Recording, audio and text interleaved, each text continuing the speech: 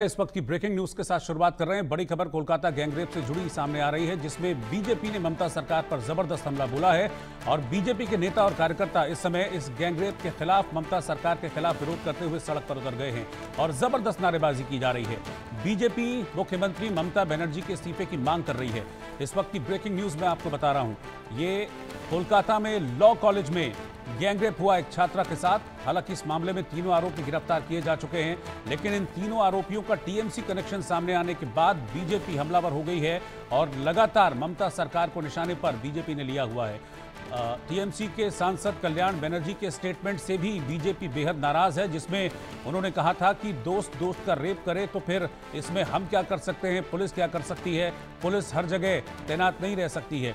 इस स्टेटमेंट के बाद भी बीजेपी भड़की हुई है और सड़कों पर उतरकर आप देखिए किस तरीके से प्रोटेस्ट बीजेपी इस वक्त कर रही है। जबरदस्त हल्ला बोला हुआ है ममता सरकार के खिलाफ।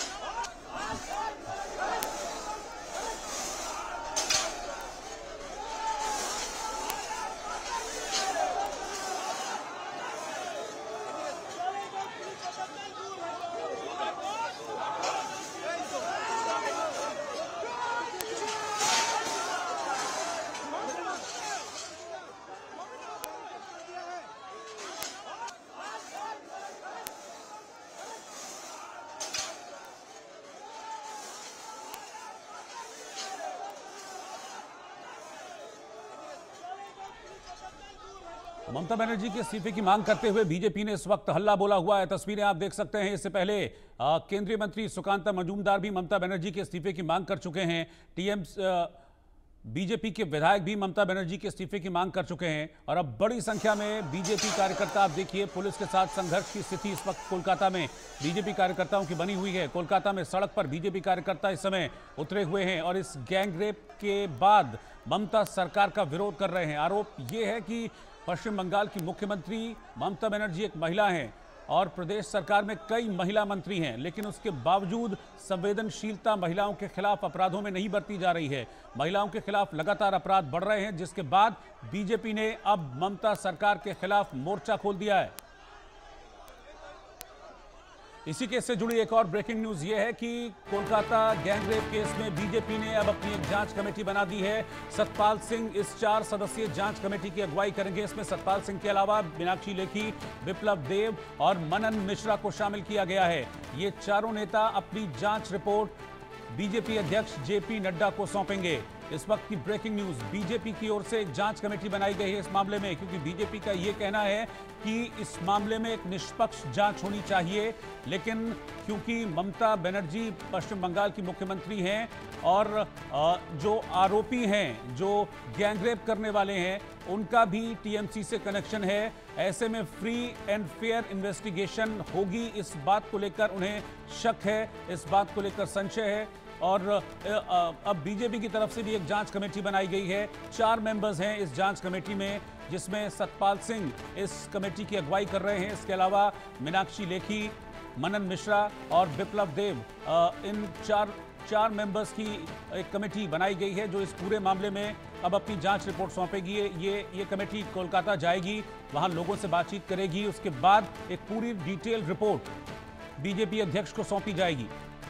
रैनिक दत्ता मेरे साथ संवाददाता इस वक्त जुड़ रहे हैं। रैनिक, बड़ा प्रोटेस्ट इस वक्त चल रहा है कोलकाता में इस गैंगरेप के खिलाफ और ममता बनर्जी के इस्तीफे की मांग कर रही है बीजेपी।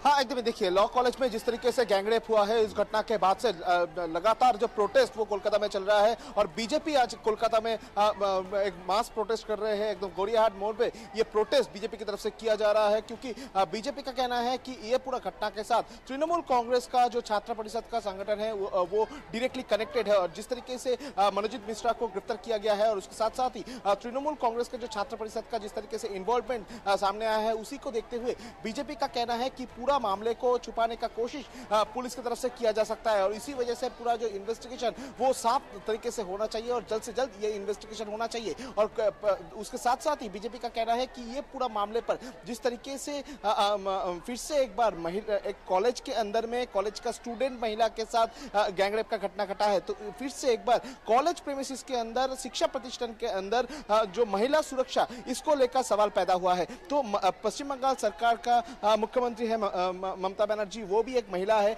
महिला मुख्यमंत्री होने के नाते महिला का सुरक्षा देना मुख्यमंत्री का कर्तव्य है। तो इसी जगह को सामने रखते हुए बीजेपी हमलावर है टीएमसी के ऊपर। लगातार जो प्रोटेस्ट भड़का है कोलकाता में, सिर्फ बीजेपी नहीं, बीजेपी के साथ साथ और भी जो संगठन है उनके तरफ से भी प्रोटेस्ट किया जा रहा है, क्योंकि कोलकाता में आरजी कौर मेडिकल कॉलेज का जो इंसिडेंट हुआ था उसके बाद फिर से एक बार एक शिक्षा प्रतिष्ठान में एक लॉ कॉलेज के अंदर लॉ के छात्री के साथ गैंग रेप का घटना, वो भी कॉलेज प्रेमिसेस के अंदर में जो यूनियन रूम था, उस यूनियन रूम से उसका ये पूरा घटना का शुरुआत हुआ था। तो इसी जगह में फिर से एक बार तृणमूल कांग्रेस को घेरने का जो कोशिश वो बीजेपी की तरफ से किया जा रहा है। और पूरा ये मामले को देखते हुए बीजेपी की तरफ से एक फैक्ट फाइंडिंग कमेटी भी तैयार किया गया है, जो फैक्ट फाइंडिंग कमेटी 1 से 2 दिन के अंदर ही कोलकाता पहुंचेंगे। कोलकाता आकर जिस जगह पर ये इंसिडेंट हुआ था यानी साउथ कलकत्ता लॉ कॉलेज, उस जगह में विजिट करेंगे। जिस जगह पर ये पूरा घटना घटा है, पूरा एरिया जो है वो एरिया घूमेंगे और उसके बाद ही कोलकाता पुलिस कमिश्नर के साथ वेस्ट बंगाल का जो चीफ सेक्रेटरी है वेस्ट बंगाल गवर्नमेंट का, उनके साथ मुलाकात करेंगे और पूरा जो घटना इसका जो रिपोर्ट लिया जाएगा। और हो सकता है कि ये जो कमेटी तैयार किया गया है, ये जो फैक्ट फाइंडिंग कमेटी, ये राज्यपाल के साथ भी मुलाकात करे, क्योंकि इसके पहले भी जो घटना घटा था आरजी कौर मामला हो या उसके बाद बहुत सारे मामला सामने आया था, नदिया का इंसिडेंट सामने आया था, उस मामले पर भी बीजेपी का फैक्ट फाइंडिंग टीम की तरफ से राज्यपाल के साथ बातचीत किया गया था। और अभी भी ये घटना पर राज्यपाल के साथ भी बातचीत कर सकते हैं फैक्ट फाइंडिंग टीम। मगर अभी तक जो पुलिस की तरफ से जो इंफॉर्मेशन मिल रहा है, पुलिस के सूत्र के हवाले से जो खबर मिल रहा है कि ये मनोजीत मिश्रा, जाइब अहमद और उसके साथ साथ ही प्रीतम मुखर्जी, ये तीनों के अलावा भी टोटल 7 लोग उधर मौजूद थे। ये 7 लोग कौन है, ये आइडेंटिफाई करने का काम अभी कौशबा पुलिस स्टेशन की तरफ से फिलहाल किया जा रहा है। और ये पूरा मामले पर सिक्योरिटी गार्ड को लेकर सबसे महत्वपूर्ण सवाल आ रहा था, क्या सिक्योरिटी गार्ड का भूमिका क्या था,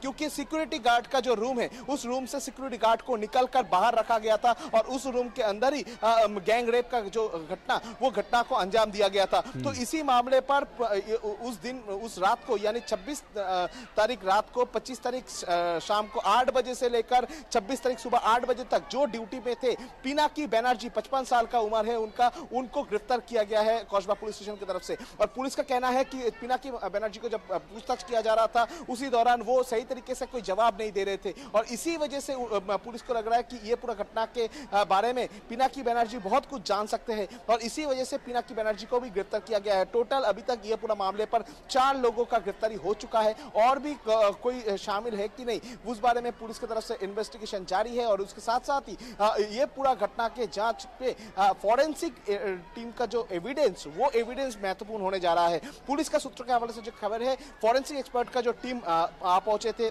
उनके तरफ से सैंपल कलेक्ट किया गया था। सैंपल कलेक्ट करने के बाद वो टीम सैंपल लेके चले गए थे। जो विक्टिम है, विक्टिम का जो ड्रेस को भी कलेक्ट किया गया है फॉरेंसिक टीम की तरफ से और उसके साथ साथ ही फॉरेंसिक एक्सपर्ट की तरफ से फोटोग्राफिक एविडेंस को भी लिया गया है। और पुलिस का सूत्र के हवाले से जो खबर है, जो साउथ कलकत्ता लॉ कॉलेज है, उस लॉ कॉलेज का जो सीसीटीवी कैमरास थे, वो सीसीटीवी फुटेज भी पुलिस की तरफ से बरामद किया गया है। तो ये सीसीटीवी फुटेज, फॉरेंसिक रिपोर्ट और फोटोग्राफिक एविडेंस, इसी के बेसिस पर पूरा ये केस को रिकंस्ट्रक्ट करने का जो कोशिश वो कौशबा पुलिस स्टेशन की तरफ से किया जा रहा है। कौशबा पुलिस स्टेशन की तरफ से रानी का मेरे साथ बने रहिए, मैं आपके पास वापस लौटूंगा क्योंकि मामला लगातार बढ़ता जा रहा है और बीजेपी अटैकिंग हो गई है ममता बनर्जी पर। डायरेक्टली ममता बनर्जी को अटैक किया जा रहा है। अब से कुछ देर पहले बीजेपी ने, संबित पात्रा ने प्रेस कॉन्फ्रेंस की है जिसमें ममता सरकार को कटघरे में खड़ा किया है और कल्याण बनर्जी के उस स्टेटमेंट को भी कटघरे में खड़ा किया है जिसमें उन्होंने कहा था कि दोस्त का रेप करता है तो पुलिस